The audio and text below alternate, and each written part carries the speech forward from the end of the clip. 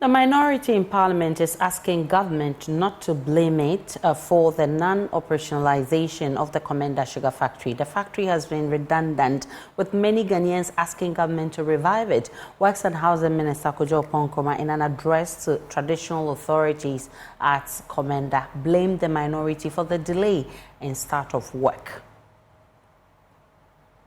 Zakura obaka obehianye de esichire a wori a wonyemwie wazi fiadochire ba be ma woye de mesichire a wori a wonyemwie semi pose wadzire ba oda aban yi taxes a oda do no fi ho we tum ba ye form wodza aba sisiete ya taxes oda yitum yedze mankofo a wori be yeduma ba Ghana no ye nuanom no bi so won tax nti nananom what kan woye yi no say da so wofa wona tum the them tax waivers oda yedze ma na raw materials a yedzire be ye factory ho eduma ma Komenda man many home fasono parliament yehwena yedzema no yenkade ni na yizo yaza menyim ye order ka parliament tum ye no fa homa no tum bi man na he nuanom a wose 1000 na yitum ye ono na se ahona munua penyin keti amonye ho ye nkrata da won fa dem esichira wonye wie no fa mra mbogu factory no waza aba na afi nzama so tum hwa no kaka tena mede wase yenye hen penyimfo no yedin kan ye de henenyu ahwe market so yate.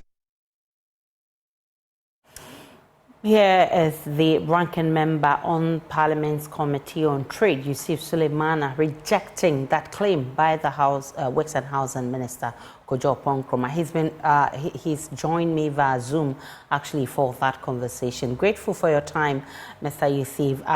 What's your response to the minister claiming that it is the NDC minority that is actually delaying the project of the Komenda factory? Aisha, let me say thank you for this opportunity and to put on record that the MPP and for that matter, the Minister for Works and Housing is not being fair to the people of Komenda.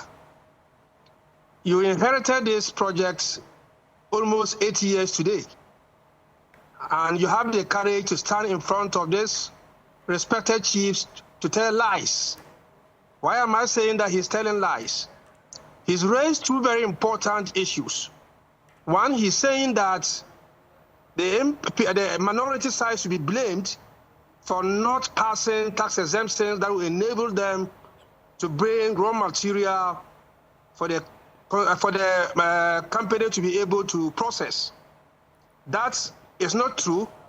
It is not true because there is no any tax exemption requests in Parliament in the name of the Komenda Sugar Factory. So where is he getting this from? Indeed, we have some tax exemptions requests before Parliament Finance Committee, but there is nothing for Komenda Sugar Factory. So why is he telling lies to the people? In any case, we, the minority side, don't decide what should be brought to the preliminary for discussion.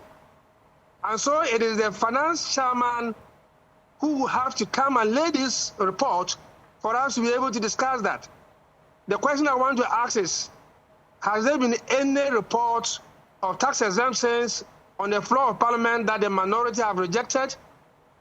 And so Mr. Kojo Nkrumah should find a different excuse for the chiefs and people of the Komenda area. He also raised the issue of non-availability of raw materials. Now, let us also put it on record. In 2016, the NDC had gotten some loans from the India Exim Bank, about $24.54 million approved by the CIF Parliament. The MPP, after assuming office, refused to draw down that loan. What was the loan meant for? The loan was supposed to support the cultivation of plantations that would be used as raw material for the processing for sugar production. Now they refused to draw down the facility. Again, that facility was also supposed to be used to support the plantations, so that farmers around that area are able to produce to feed the factory. They refuse to draw down the facility. So why then do you tend to blame the minority today? That we are the ones who are causing the delay in the operationalization of the factory. And I thought that we should put this on record. They should for once respect the people of Komenda and tell Ghanaians the truth, that they have failed. When they came in, they said there were some suspicious dealings, and so they wanted to do some auditing. They finished with the auditing, and the report is out there for everybody to see. Some recommendations were made. They refused to implement those recommendations, only for them to allow the factory to get rotten. And today they want to blame us. And so I'm just collaborating the points that the minority leader made, and that the minority side will not take any blame, and that it is the MPP administration that has failed to implement those recommendations, and for that matter to ensure that the Komenda Sugar Factory is operationalized. And this we put on record. Well, there's no doubt that this Komenda Sugar Factory will provide a lot of jobs for the people there and many other benefits that if it's revived. How does your committee intend to push government to do this? Aisha, I tell you, I'm one of those who has followed this factory the most. I can count not less than 14 questions that are put to the Minister of Trade with respect to only Komenda Sugar Factory. And there have been promises upon promises until today.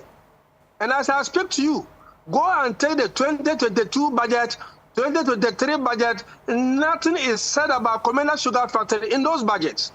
And I have continuously asked the Minister of Trade and Industry the status of this factory.